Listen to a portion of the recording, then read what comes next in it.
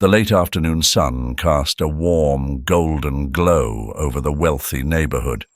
Its tree-lined streets and manicured lawns bathed in light. James Davis adjusted his rearview mirror, scanning the familiar surroundings as his patrol car crawled forward. He'd done this drive countless times before, making his rounds, keeping the peace in a place that prided itself on order and security. In his mind, it was his duty to ensure nothing disrupted that delicate balance. This neighborhood had its unspoken rules. The kind of people who lived here, a certain type of individual, successful, polished, had a look, a presence. So when James spotted a figure walking calmly down the sidewalk, something in him bristled. The man, tall and broad-shouldered, moved with ease, his steps deliberate yet unhurried. James's eyes narrowed. A black man, casually strolling through these streets, dressed in simple jeans and a white t-shirt. The patrol car slowed even further as James's focus honed in on the man. His grip on the steering wheel tightened, his fingers tapping in an anxious rhythm. Who is he? Why is he here? James's thoughts spiraled, the certainty growing that something wasn't right. He didn't belong. This man didn't fit. Not today. Not in his eyes. Probably lost, James muttered under his breath, watching as the man continued walking, seemingly oblivious to the patrol car trailing behind him. But the calmness in the man's stride irked James. It was as if he didn't care, didn't feel the need to explain his presence. That indifference gnawed at James, fueling the irrational suspicion blooming inside him. He slowed the car to a crawl, stalking the man like a predator sizing up its prey. There was no logical reason to stop him, not really, but logic didn't matter. Instinct did, and James's instincts, shaped by years of patrolling this affluent suburb, told him to act. The man glanced over his shoulder once, briefly meeting James's gaze before continuing on his way, unbothered. That single glance felt like a challenge, as though the man was daring James to confront him. The air in the car grew thick with tension as James wrestled with the decision. Maybe he's scoping out houses. Maybe he's planning something. Why else would he be walking around here like he owns the place? The thoughts looped in James's mind, feeding off his discomfort. He'd been on the force long enough to know that letting things slide could lead to trouble. He couldn't afford to be complacent. This was his beat, and keeping it safe meant staying vigilant. With a sharp twist of the wheel, James pulled the patrol car over to the curb, parking it just a few feet ahead of where the man was walking. He stepped out, adjusting the utility belt slung across his hips, the radio clipped to his shoulder buzzing with static. The man continued his pace, undeterred, until James called out, "Hey, you there?" The sharpness in his voice sliced through the quiet. The man stopped, turning slowly to face him. His eyes were steady, his expression unreadable. He didn't seem surprised, didn't seem rattled.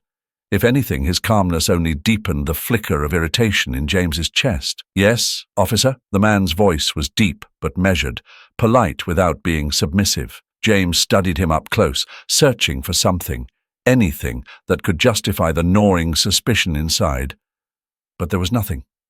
Just a man, standing on the sidewalk, looking back at him with a quiet confidence that James found unsettling. "What are you doing here?" James asked, his tone sharper than intended. "Just taking a walk," the man replied. "Is there a problem?" That simple question hung in the air, weighty and thick with unspoken meaning. James felt his jaw tighten. There was something in the way the man stood, the way he spoke, calm, unbothered, that made James feel out of control. He didn't like it. This was his territory, his rules. "I don't recognize you," James said, his voice laced with accusation. "You live around here?" The man nodded slowly.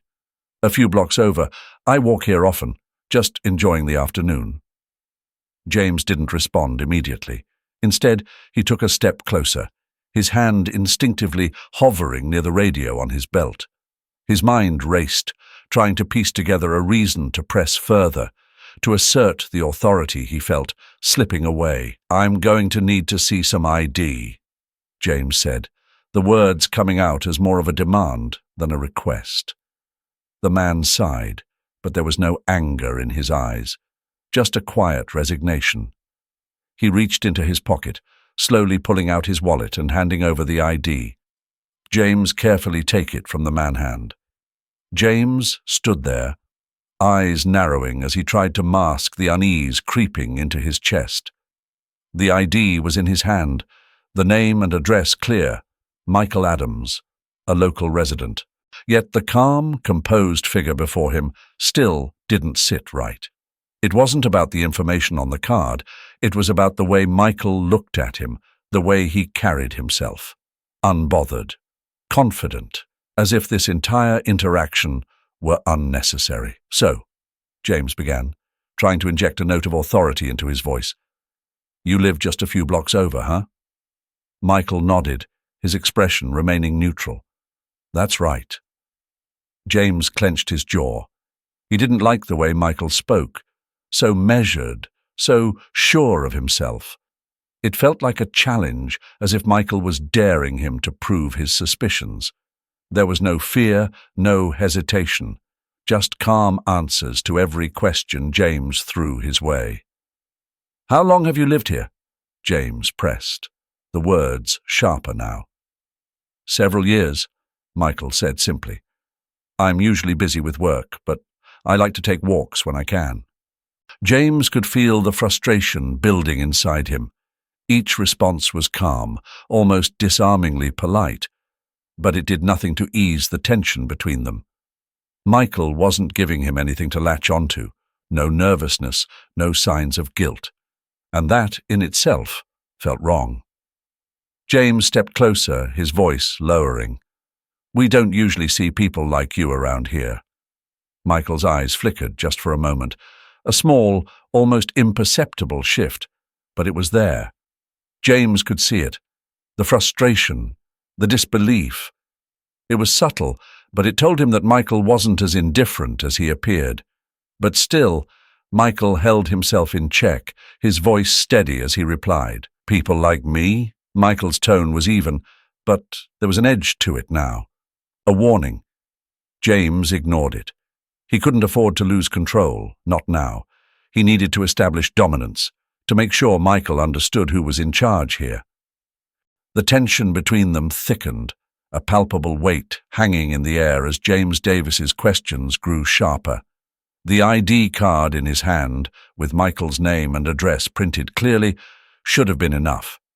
It was proof, undeniable and straightforward. Yet, for James, it wasn't.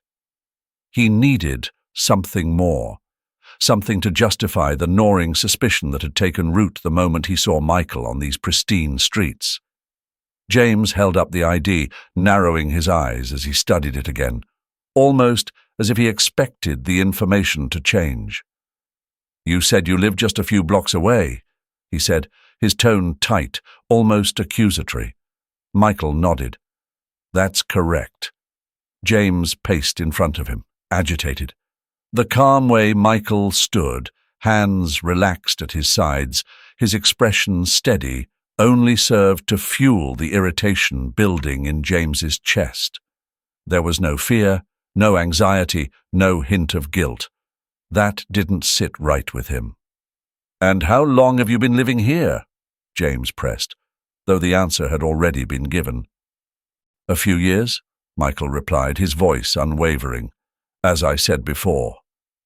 James's fingers twitched, his grip on the ID tightening. He could feel control slipping through his hands, a sense of authority waning with each calm response. Michael was playing this too well, and it infuriated him. "Look!" James snapped. "We've had reports of suspicious activity in the area. I need to know why you're out here walking around like you own the place." Michael's eyes flashed just briefly, but his voice remained composed.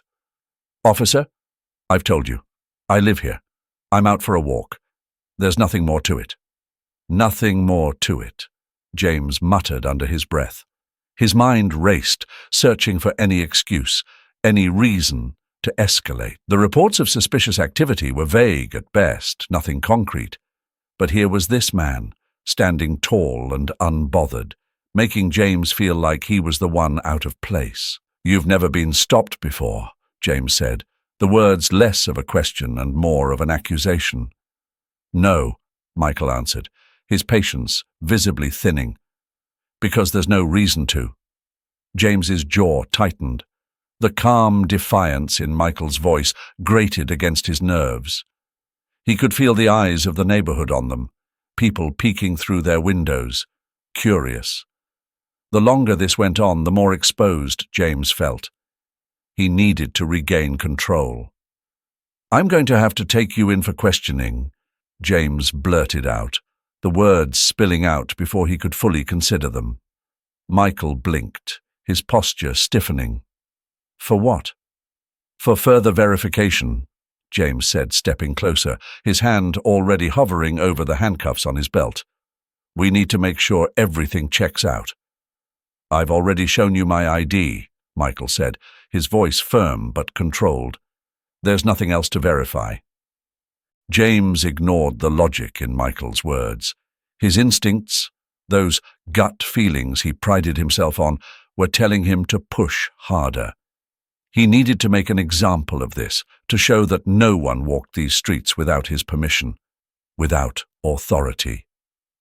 "Turn around," James ordered, his hand tightening on the cuffs.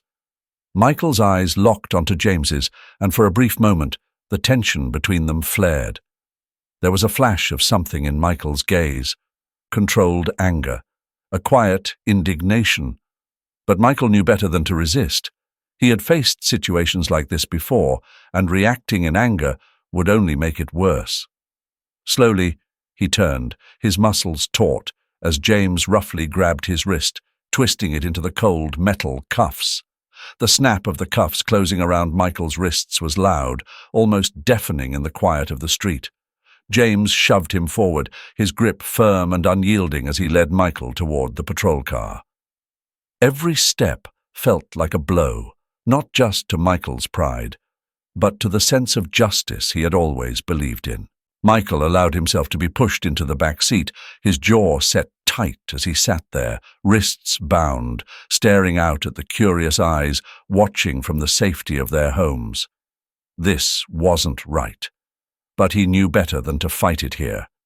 Not now. The door slammed shut behind him, the sound echoing in the stillness of the neighborhood. As James walked back to the driver's seat, his pulse quickened, a mix of adrenaline and unease coursing through him. Something about this didn't feel right, but he couldn't admit that. Not now. Not when he had already gone this far. In the back of the patrol car, Michael sat quietly, his face unreadable. But inside, there was a storm brewing. He had been through this before. The assumptions, the accusations, the disrespect.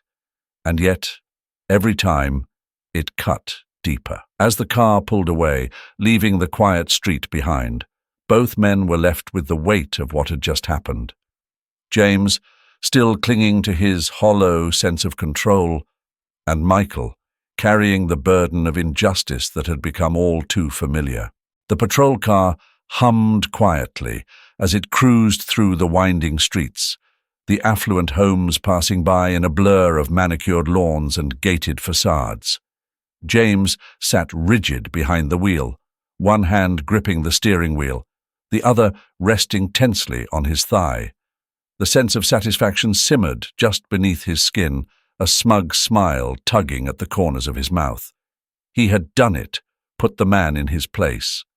There was something gratifying about it, about arresting a black man in this pristine white neighborhood. James couldn't deny it, though the thought came cloaked in layers of justification. This wasn't about race, he told himself. It was about maintaining order. He was the protector of this community, and Michael Adams had disrupted the equilibrium, simply by existing in a space where, to James, he didn't belong. His eyes flicked to the rearview mirror. Michael sat in the back, his hands cuffed tightly behind him, staring out the window with a calm that only irritated James more. He'd expected something else: anger, defiance, fear, anything that would have validated the arrest. But Michael's silence, his restraint, gnawed at him. It felt like a challenge. Even in cuffs, the man still refused to give in. "Think you're clever, don't you?"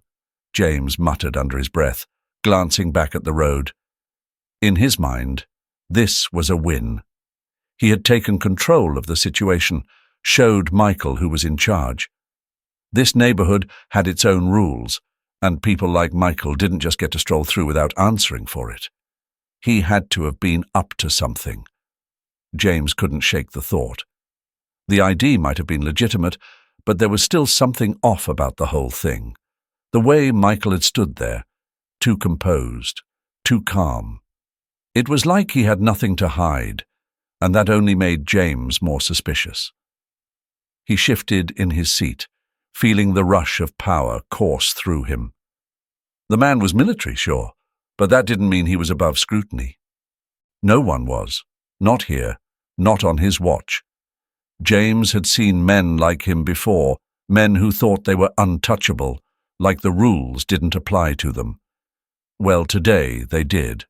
A small smirk tugged at his lips. This would be a hassle for Michael. Maybe he wouldn't be charged with anything in the end, but James could still make the next few hours miserable.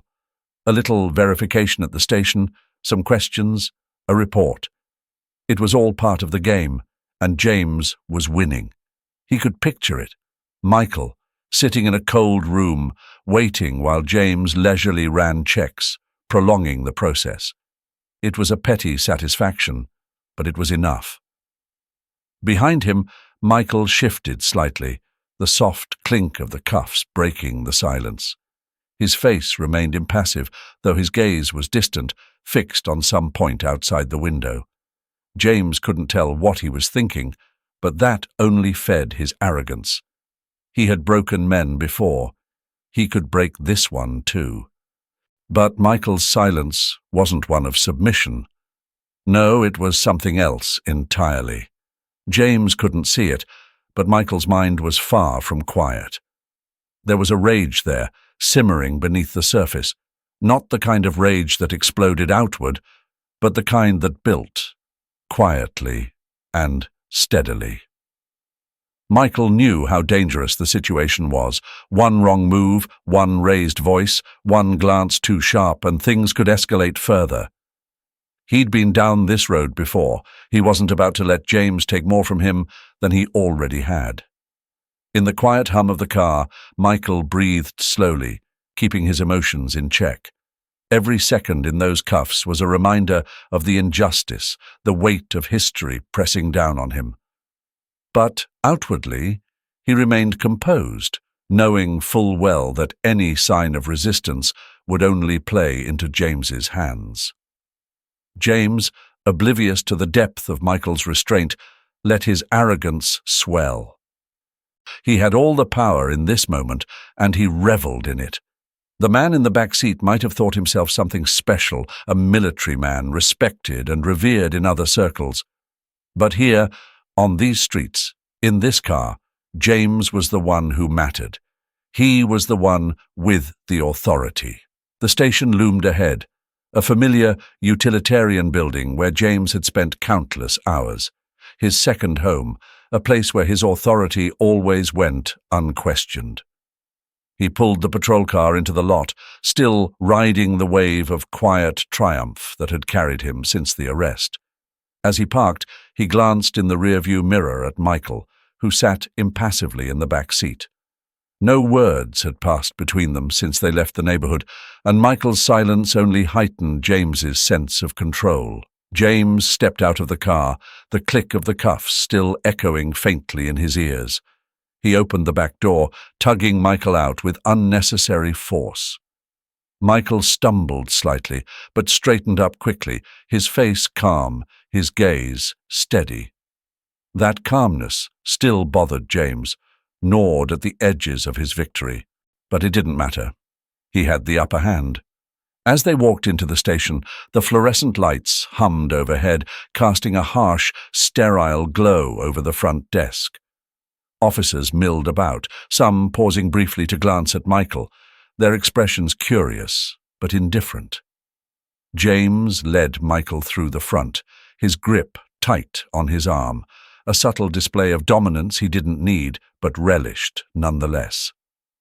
Behind the desk stood Sergeant Laura Smith, tall, composed, her eyes scanning a stack of papers with the kind of focused calm that had always unnerved James. She didn't look up as they approached, her attention seemingly elsewhere, but James knew she noticed everything. "Sergeant," James greeted, his voice carrying a note of confidence as he gestured toward Michael. "Got someone for you. Need a little verification." Laura's eyes lifted slowly, meeting Michael's first, before flicking over to James. Her gaze lingered on the cuffs around Michael's wrists, and for a moment her expression didn't change. But James caught the subtle narrowing of her eyes, an almost imperceptible shift, but one that sent a ripple of unease through him. "And who is this?" she asked, her voice even, but carrying an undertone of authority that made James stand a little straighter. "Michael Adams," James replied, pulling out Michael's ID and handing it over. "Caught him wandering around the neighborhood. Didn't seem to belong." Laura took the ID without a word, her eyes flicking between the card and Michael. The silence stretched on for a beat longer than James was comfortable with. He could feel the tension growing, though he couldn't quite place why. Michael, for his part, remained silent, his gaze steady but distant, as if he knew exactly what was about to unfold. Laura's eyes returned to the ID, and her face stiffened. She let out a slow, controlled breath before looking up at James, her expression now sharp, almost incredulous. "General Michael Adams," she said, her voice dropping into a dangerously quiet tone. "You brought in a United States Army general." James blinked, the words crashing into him like cold water. "General." He swallowed, a sudden knot tightening in his throat. His victory faltered. "General!" The word slipped from his mouth before he could stop it, and he immediately regretted it. The doubt that had been gnawing at him during the drive swelled into full-blown panic, though he tried to mask it. Laura's gaze hardened, her lips pressing into a thin line. "Yes, James. General Michael Adams, a high-ranking officer who serves this country, and you've brought him in—" "For what? Walking in his own neighborhood?" The air between them thickened. James felt the ground shift beneath him. He tried to find words, to salvage the situation, but they stuck in his throat. His mind scrambled for a justification, for anything that would make this seem reasonable. "I didn't know," he started, but Laura cut him off with a look so sharp it made him falter. "You didn't know, because you didn't bother to find out." Her tone was measured, but the controlled fury in her eyes was unmistakable. "You saw what you wanted to see. You acted on your assumptions, and now you've detained a man who has done absolutely nothing wrong." James felt the cold tendrils of dread creep up his spine. He had been so sure, so confident in his judgment, and now it was unraveling in front of him. Laura handed Michael's ID back to him, her face a mask of professionalism as she did so. "General Adams," she said, her voice softer but still authoritative, "I apologize for the misunderstanding." The air in the station had shifted. It was heavier now, oppressive with an unsaid truth that hung between them. James felt it, the way the room seemed to close in on him as Laura straightened her posture, her eyes fixed on him with a steely intensity. "Release him," Laura ordered, her voice cutting through the silence like a blade. James's fingers fumbled with the key, his mind a whirl of excuses that felt flimsier with every passing second. His hands trembled as he unlocked Michael's cuffs, the metal clinking unnervingly loud in the quiet. Michael flexed his wrists as the cuffs fell away, but his face remained unreadable, calm. That calmness, it grated on James. He wanted a reaction, something to justify the mess he had created. But there was nothing, just Michael's silence, weighted with dignity. "Now," Laura turned to James, her voice measured, but filled with restrained anger. "Explain to me how this happened." James swallowed, his throat dry. He searched for the arrogance he'd carried in with him, but it was gone, replaced by a growing dread. I thought he was—" he began, stumbling over his words, but he couldn't finish the sentence. What had he thought? What excuse could he possibly give? Every answer sounded hollow in his head. "Thought he was what?" Laura pressed, her arms crossed tightly over her chest. "A threat. A danger. You detained a man for no reason, James." "I didn't know he was a general," James blurted, his voice rising in desperation.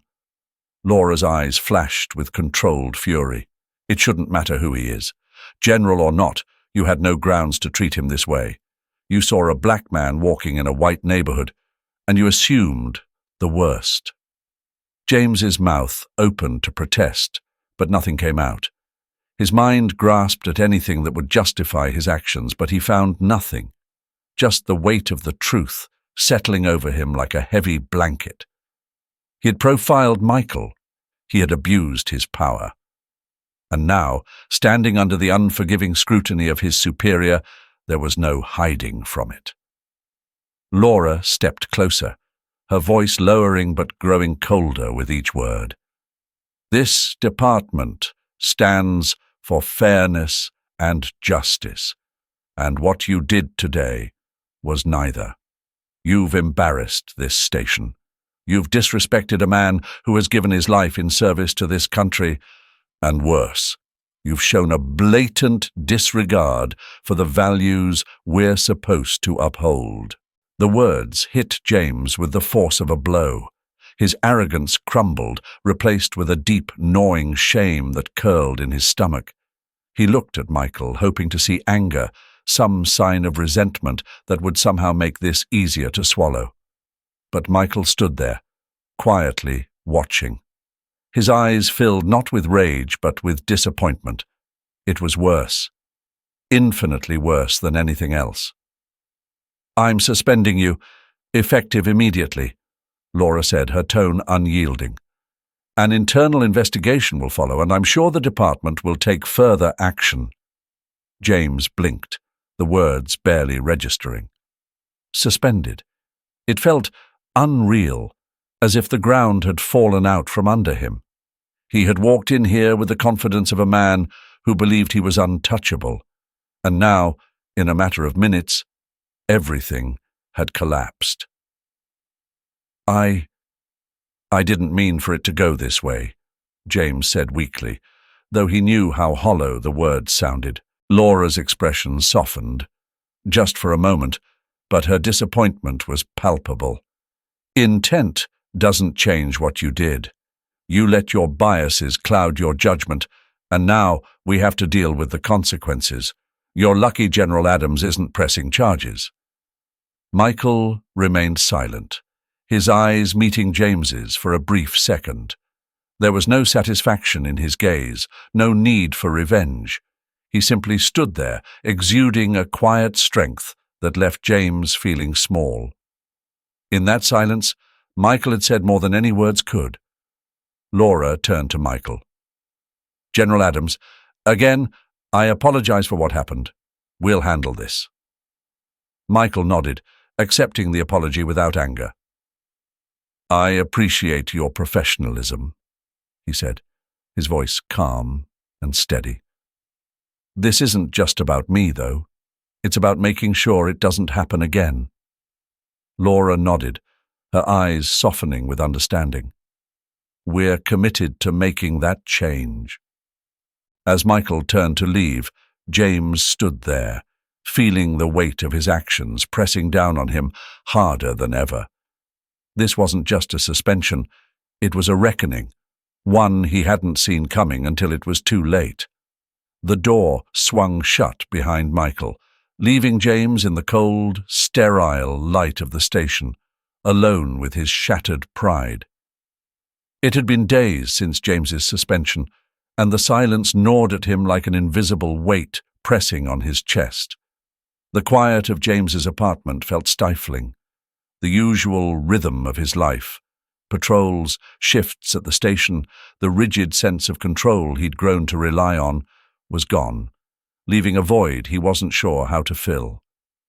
He sat on the worn couch, staring blankly at the muted TV screen. The news anchor's lips moved, but James couldn't hear the words. His mind was stuck, replaying the events at the station over and over again. Laura's voice, sharp and unyielding. Michael's quiet, composed gaze. The clink of the handcuffs. It all looped in his head, a relentless reminder of his mistake. Suspended. The word echoed in his mind, bitter and foreign. He had never imagined it would come to this. Not him. He had always been so sure, so confident in his role. He had believed he was doing his job, protecting the neighborhood, keeping things in order. But now, for the first time, doubt began to creep in, slow and insidious. Had he really been doing his job, or had he let something else, something darker, guide his actions that day? James ran a hand through his hair, his thoughts swirling.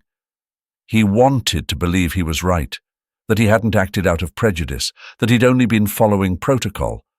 But every time he tried to justify it, the image of Michael's calm face, restrained yet dignified, cut through his defenses. No anger, no resistance, just quiet strength. A knot tightened in James's stomach. The truth he had been avoiding for days now stood before him, undeniable. He hadn't treated Michael fairly. He had let his assumptions, his biases, lead him to a decision that had no justification. And now, sitting here alone, his career hanging in the balance, that realization hit him harder than he expected. His phone buzzed on the table, but he ignored it. Calls from his colleagues had trickled in at first, some offering support, others simply curious. But none of their words could ease the growing weight of his guilt. For the first time, James was forced to confront himself.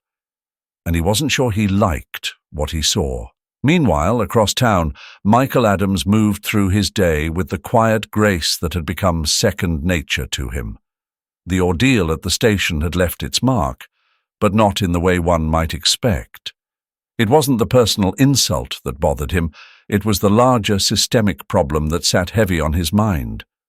Support had poured in from his friends and family, words of encouragement and solidarity. But Michael's focus remained on something greater. This incident was just one more example of the prejudice woven into the fabric of everyday life. He wasn't angry at James, not personally, but he knew that men like James existed in every corner of society. They were a symptom of a deeper issue, one that couldn't be fixed with a simple apology or suspension. Michael had spent years in the military learning how to fight battles. But the battle for justice, for equality, was different. It wasn't fought with weapons or tactics. It was fought in moments like the one at the station, in the quiet determination to stay composed, to stand tall, even when every part of you wanted to rage against the injustice. And Michael had learned, over the years, that rage only gave people like James more power. So he stayed calm. He focused, he spoke with community leaders, attended meetings, used his experience to spark conversations that might lead to real change. He wasn't interested in punishing James. What he wanted was for people to see the bigger picture. This wasn't about one bad officer. It was about a system that needed to be held accountable. The call came early in the morning, cutting through the stagnant quiet of James's apartment. He knew it was coming. He'd been waiting, in a way, for days. But the weight of it still hit him hard. The station had summoned him. Laura had summoned him. And Michael would be there. As he pulled into the station parking lot, his stomach churned. The building, once a symbol of his authority, now felt like a place of judgment. He wasn't sure what he'd face inside, but he knew it wouldn't be easy. His footsteps echoed in the sterile hallway as he made his way to the conference room. Each step felt like it was dragging him closer to something he wasn't ready for. Inside the room, Laura sat at the head of the table, her expression unreadable but firm. Michael was beside her, calm as ever, his posture relaxed, but his gaze sharp. That same quiet confidence James had seen during the arrest was still there, unshaken, and it unnerved him. "James," Laura began, her tone professional, but there was an edge to it. "Take a seat." He did as he was told, his heart pounding in his chest.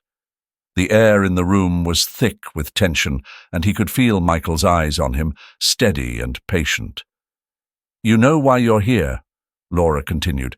"We've gone over the situation, and Michael has decided not to press charges. But there are conditions." James blinked, caught off guard. No charges. He had expected the worst. Disciplinary action, maybe even losing his job. But now the words hung in the air, leaving him confused. Before he could respond, Michael spoke, his voice calm and measured, cutting through the tension like a knife. "James, this isn't just about what happened between us. It's about something bigger. You made a mistake, but I'm not here to punish you. I want you to understand what led to that mistake." James felt the defensive wall he had been building for days start to crack. He opened his mouth to protest, to explain himself, but Michael's steady gaze silenced him.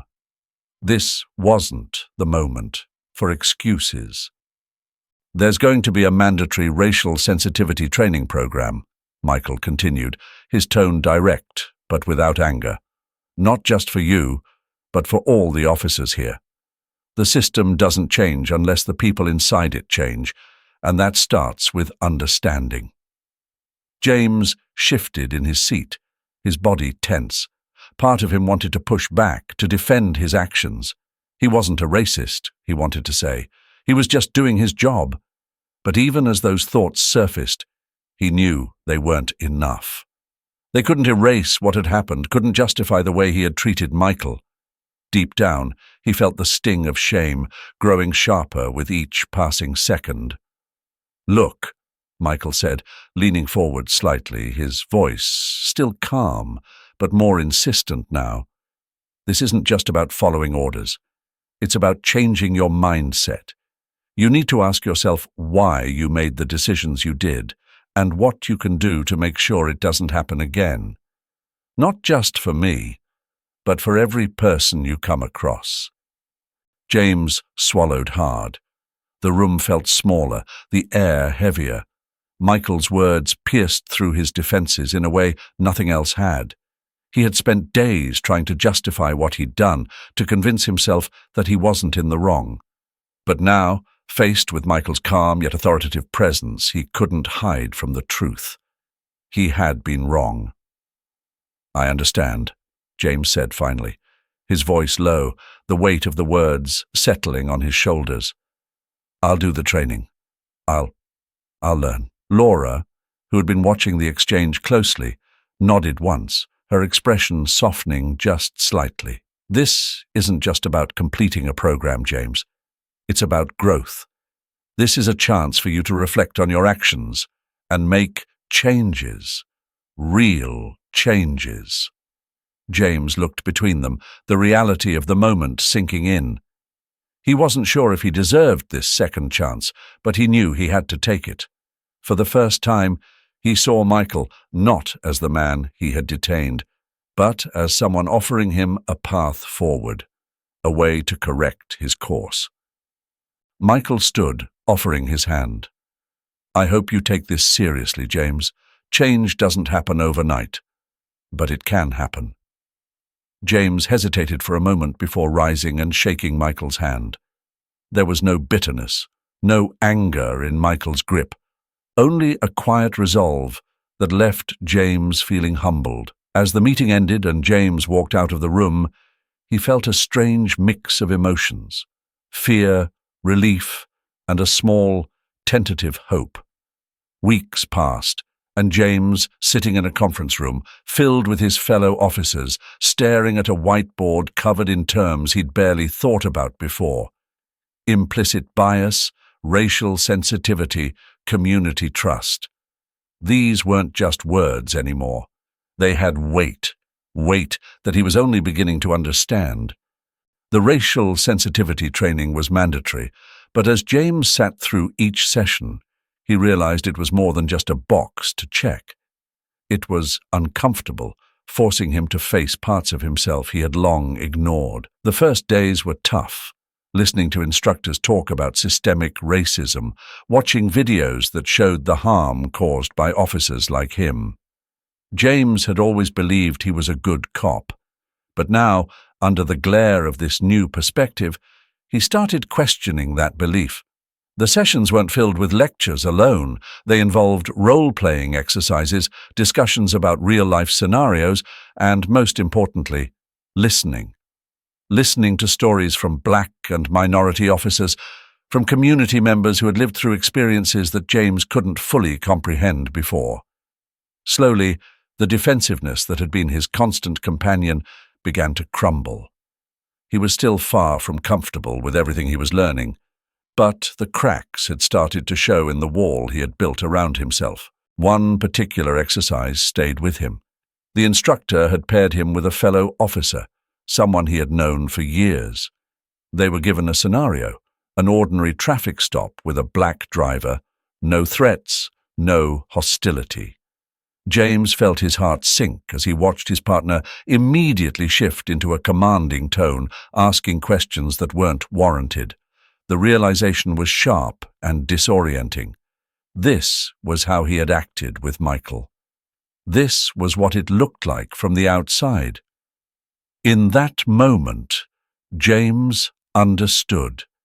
It wasn't just about one bad decision or one unjustified arrest. It was about the thousands of small, often unnoticed moments where bias crept into his actions, shaping how he treated people without him even realizing it. As the days of training turned into weeks, James began to notice changes, not just in himself, but in his colleagues. Conversations that would have once been dismissed with a roll of the eyes were now taken seriously. Officers asked questions, challenged their assumptions, and began to see their actions through the eyes of the people they served.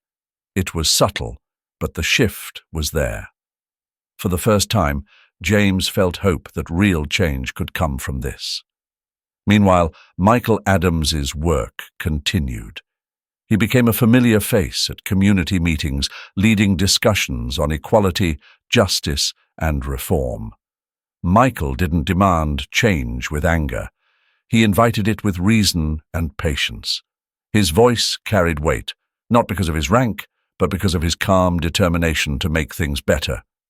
People listened, and the community began to rally behind him, supporting initiatives that bridged the gap between law enforcement and the people they served.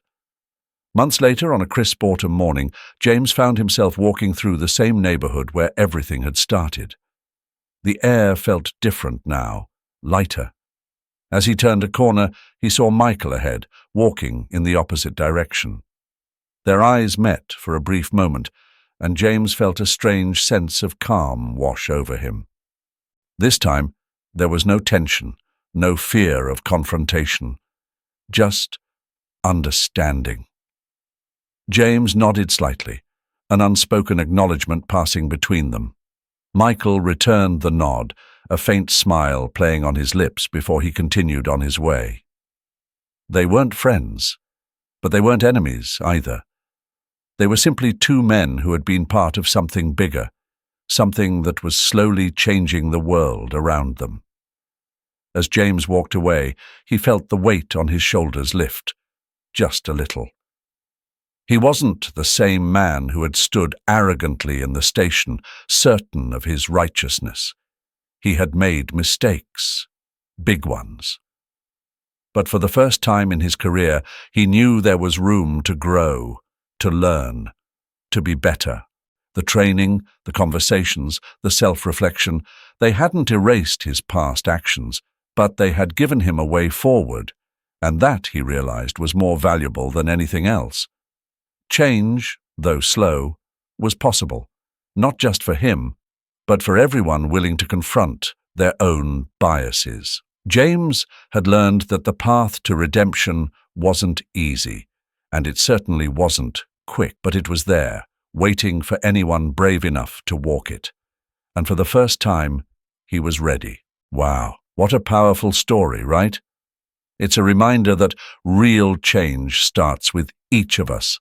How we think, how we act, and how we choose to see the world around us.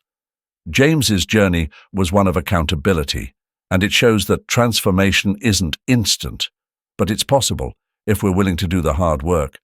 And then there's Michael. He didn't seek revenge, but justice, and that's a lesson we can all take with us. If this story resonated with you, be sure to hit that like button and subscribe for more content that challenges perspectives and dives deep into important conversations. And as always, leave your thoughts in the comments below. How do you think we can continue pushing for change in our own communities? Let's keep the discussion going. Thanks for watching, and until next time, stay curious and stay kind.